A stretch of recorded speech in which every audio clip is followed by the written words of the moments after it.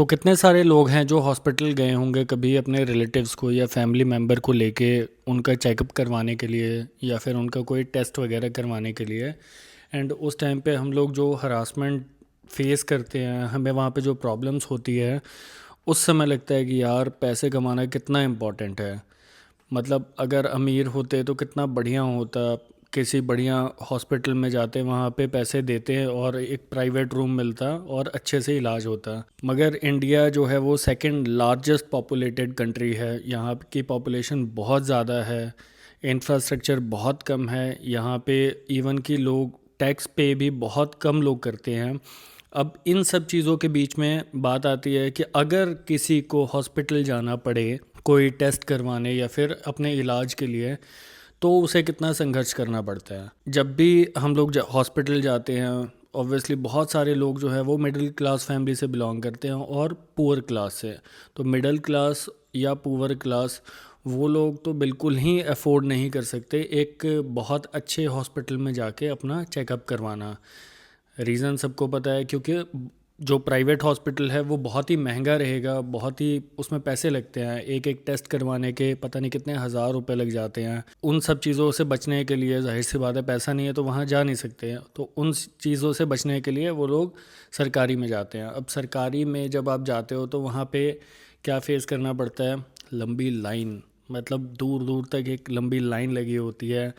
मैंने अपनी आंखों से देखा है यार कि वहाँ पे लोग सुबह 4 बजे लाइन में लेटे हुए हैं। चंडीगढ़ में पीजीआई हॉस्पिटल है, वहाँ पे मैंने देखा है कि लोग अमृतसर से, हिमाचल से, पता नहीं कहाँ कहाँ से आ रहे हैं दूर दूर से। तो वो लोग क्या करते हैं कि सुबह 3 बजे 4 बजे वो लोग लाइन में लगने के लिए, मतलब लाइन तो उस टाइम नहीं बनी होती है, तो वो लोग लाइन से वहाँ पे लेट जाते हैं, वहीं पे सो जाते हैं ताकि सुबह अगर काउंटर खुलेगा तो उनका नंबर लग जाए। तो आप समझ सकते हो कि इंडिया में जो हॉस्पिटल की जनसंख्या है वो कितनी कम है और लोगों की जनसंख्या है वो कितनी ज़्यादा है। हर बंदा प्राइवेट हॉस्पिटल अफोर्ड कर ही नहीं सकता क्योंकि उस पर कोई केप नहीं है। और लेट्स से कि मैं अफोर्ड कर सकता हूँ, मैं कहता हूँ कि मैं वहाँ पे जा सकता हूँ प्राइवेट हॉस्पिटल किसी फोर्टीज़ में या मैक्स हॉस्पिटल में, तो मैं कितना अफोर्ड कर सकता हूँ? वहाँ पे कोई लिमिट ही नहीं है।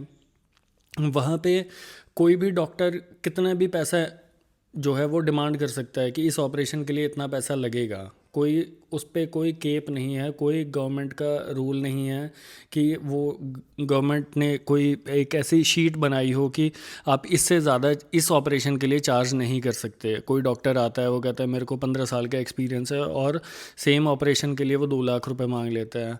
सेम ऑपरेशन के लिए एक डॉक्टर आता है कि मेरा तो 25 साल का एक्सपीरियंस है तो इस ऑपरेशन के लिए 5 लाख रुपए चाहिए। तो जिनके पास है वो तो दे सकते हैं, बट जिनके पास नहीं है वो बेचारे सरकारी में जाते हैं। सरकारी में भाई कितनी दिक्कत होती है वहाँ पे एक एक टेस्ट करवाने के लिए जो है वो एक लंबी लाइन लगी होती है। वहाँ पे जो है मतलब जानवरों जैसा ट्रीट करते हैं। जो वहाँ का स्टाफ होता है वो इस तरीके से ट्रीट करता है। एंड हम लोग अपने रिश्तेदार को या फैमिली मेम्बर को वहाँ पे लेके गए होते हैं तो हमें लगता है कि यार हम इनको भी क्या बोलें, इनको हम डांट नहीं सकते। डांट भी क्या, तुम लिटरली उनको नहीं डांट सकते यार, वो सिक्योरिटी वाले हैं, वो हॉस्पिटल का कोई स्टाफ है। तो अगर तुम उन्हें उल्टा भी बोल दोगे ना तो समझ लो कि भाई तुम्हारी तो हो गया काम। क्यों? क्योंकि वो वहाँ के हैं बंदे।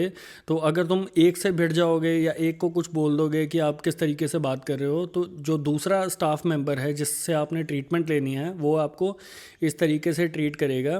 क्योंकि ये चीज़ वो देख रहा है कि यार आपने उसको इस तरीके से बोला तो वो आपका रिवेंज टाइप लेगा। अब सरकारी हॉस्पिटल में लोग अपनी मर्ज़ी से नहीं जाते हैं। सरकारी हॉस्पिटल में जाहिर सी बात है यार, पैसे नहीं होते तब लोग जाते हैं। वहाँ पे इंफ्रास्ट्रक्चर नहीं है, वहाँ पे बैठने की सीट नहीं है, वहाँ पे लोग लाइन में खड़े हैं, उनको जानवरों जैसा ट्रीटमेंट मिलता है। ठीक है आप खड़े रहो लाइन में, मतलब एक पेशेंट होता है, एक पेशेंट के साथ में एक उसका अटेंडेंट जाता है, फैमिली मेम्बर ही होता है यार। अटेंडेंट तो क्या ही अफोर्ड कोई कर पाएगा। तो वहाँ पे फैमिली मेम्बर जाता है, फैमिली मेम्बर वहाँ पे लाइन में खड़ा रहता है। तो जो मरीज़ है वो तो चलो ठीक है यार, उसकी तबीयत ख़राब है या कुछ उसको बीमारी है। जो बेचारा साथ में उसके जाता है ना, वो भी बेचारा अलग ही बीमार हो जाता है वहाँ से निकलते निकलते तक। तो यहाँ के हालात जो है वो बहुत ही ख़राब है। इसको जो है वो बहुत ही तरीके से देखना पड़ेगा गवर्नमेंट को। हॉस्पिटल की जो तादाद है वो बढ़ानी पड़ेगी। नो डाउट गवर्नमेंट जो है वो बहुत अच्छा काम भी कर रही है। आयुष्मान कार्ड बनाया, आभा कार्ड बनाया, बट द थिंग इज़ कि बहुत सारे कॉस्टली टेस्ट हैं वो गवर्नमेंट में होते ही नहीं हैं। वहाँ पे कोई भी ट्रीटमेंट करवाते हो, आपको 4 दवाइयाँ लिख के देंगे ना कि आपने ये दवाइयाँ लेनी हैं, तो 4 में से आपको कहेंगे कि उस काउंटर पे जाके आप दवाई ले लो। अब जब आप उस काउंटर पे जाओगे जहाँ से दवाई मिलती है सरकारी, तो वो आपको 1 या 2 दवाई देगा और बाकी के वो कहेगा कि ये हमारे पास नहीं है, आप बाहर से ले लो। यार अल्टीमेटली फिर आप बाहर जा रहे हो, केमिस्ट पे हैं, तो केमिस्ट पे जाके आपको उतना पे करना ही पड़ता है। तो आप वो चीज़ें अफोर्ड ही नहीं कर सकते। कहाँ से लाओगे इतना पैसा? एक गरीब आदमी कहाँ से लाएगा? लेट्स से कि वो 500 रुपये एक दिन के दहाड़ी कमाता है, लेबर है, तो वो उस ठीक है 50 रुपये उसके जो है वो हॉस्पिटल में लग गए, सारा दिन तो लगेगा ही लगेगा। और जब उसको बाकी 2 दवाई के लिए बाहर भेज दिया कि ये 2 दवाई बाहर से ले आओ, तो बाहर ही उसके 500-600 रुपये लग जाते हैं। कहीं ना कहीं तो लैक हो रहा है। किसको जाके इसकी कंप्लेंट करोगे और कहाँ तक आप कंप्लेंट करोगे? सिस्टम को इतना जटिल बनाया हुआ है ना कि आप हर चीज़ की कंप्लेंट नहीं कर सकते हैं। आप कहीं ना कहीं मन मार के बैठ जाते हो, छोड़ यार ठीक है जैसे ट्रीटमेंट हो रहा है करवा लो। आप हमेशा जो है वो एक फाइटिंग मोड में नहीं रह सकते। कितने डिपार्टमेंट से आप लड़ोगे? अगर गवर्नमेंट डिपार्टमेंट में कहीं पे आप कुछ प्रॉपर्टी का काम करवाने जा रहे हो, वहाँ पे भी पैसे देने पड़ते हैं। तहसीलदार पैसे खाता है, जिन्होंने प्रॉपर्टी ली होगी उनको पता है कि ये पैसे देने पड़ते हैं। फिर अगर आप हॉस्पिटल में जाओगे तो हॉस्पिटल में भी आपको जो है इस तरीके से ट्रीट करेंगे, तो कहाँ तक आप लड़ोगे? किस किस को जो है वो कंप्लेंट करोगे? तो ये वाली चीज़ें जो है वो कभी सुधरने नहीं वाली है। अब बात आती है कि इन सब चीज़ों के लिए आप कर क्या सकते हो।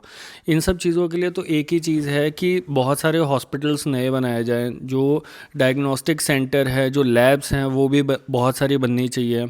क्योंकि जितनी पॉपुलेशन है उस पॉपुलेशन के अकॉर्डिंग अगर हमारे पास हॉस्पिटल्स नहीं हैं तो फिर हम उन चीज़ों को एकोमोडेट नहीं कर सकते।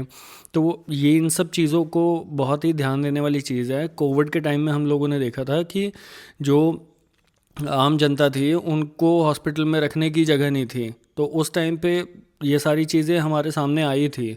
इसीलिए तो जो दिमाग वाले लोग हैं वो तो यही कर रहे हैं कि बहुत मेहनत कर रहे हैं, पैसे कमाते हैं और एब्रॉड का वीज़ा ले रहे हैं और एब्रॉड चले जाते हैं। बट हर आदमी ये काम नहीं कर सकता, हर आदमी जो है वो एब्रॉड नहीं भाग सकता।